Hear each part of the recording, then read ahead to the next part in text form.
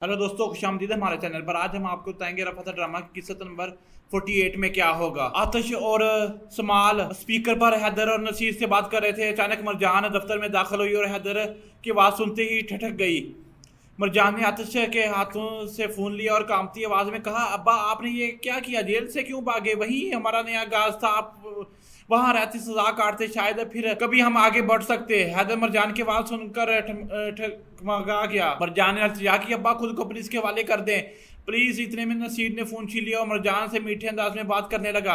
अतः गुस्से से भड़काया, बदमाश, मरजान से इस तरह बात करने की जरूरत कैसे की? नसीर ने फोन काट दिया। हैदर खामोश बैठा रहा। मरजान की आवाज ने इसे अंदर से तोड़ दिया था। नसीर ने चढ़ाते हुए कहा, क्या हुआ हैदर? बेटी की आवाज सुनकर नरम पड़ गए। अब मंसूबे से फिर गए हो? हैदर ने सख्ती से कहा, नहीं, मैं आतिश से बदला लेके रहूंगा।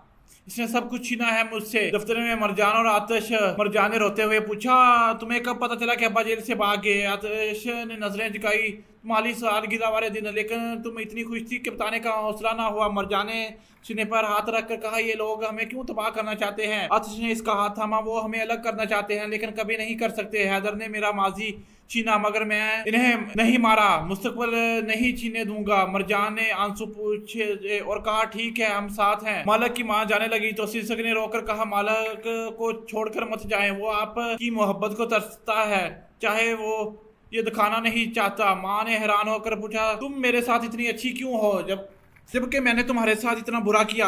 शीर्षक ने मुस्कुराते हुए कहा, क्योंकि आप मालिक की माँ हैं, बस यही काफी है। माँ का दिल पिघल गया। दीमत ने मरजान से कहा, क्या शादी अभी महफूज है? शायद मुलतवी करे। मरजान ने कहा, नहीं, अगर हमने शादी मुलतवी की तो हम खुद इन्हें जीतने का मौका देंगे। आतिश ने पीछे से सुना और मुस्कुराया, तुम बहुत बहादुर हो, मैं तुमसे मोहब्बत करता हूँ। मरजान ने जैसे ही आतिश को आता देखा, शादी का जोड़ा छुपा लिया। आतिश ने कहा, दिखाओ।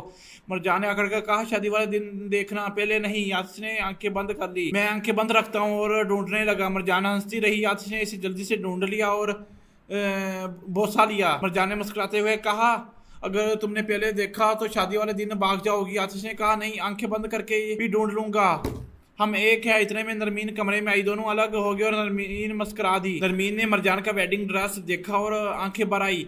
मैं जाया किया हुआ वक्त वापस लाना चाहती हूँ, एक अच्छी माँ बनना चाहती हूँ, मुझे माफ कर दो। मरजान ने बताया कि हैदर जेल से फरार हो गया। नरमीन ने कहा, मैं हैदर से तलाक लूंगी और खुद इसे ढूंढ कर समझाऊंगी कि वो आतिश और मरजान को तंग करना छोड़ दे। मरजान ने पहली बार अपनी माँ की मोहब्बत महसूस की। दोनों साथ खाना खा रहे थे कि दीमत ने कहा, सोचती हूँ अगर माँ बाप होते तो नसीर है शायद ऐसा ना बनता। समाल ने आस्था से कहा, मैं भी अपनी माँ बाप को नहीं जानता। 3 साल का था जब यतीम खाने से आया था। आतिश ने ढूंढने की कोशिश की लेकिन कुछ ना मिला। दीमत ने पहली बार समाल की आंखों में देखा।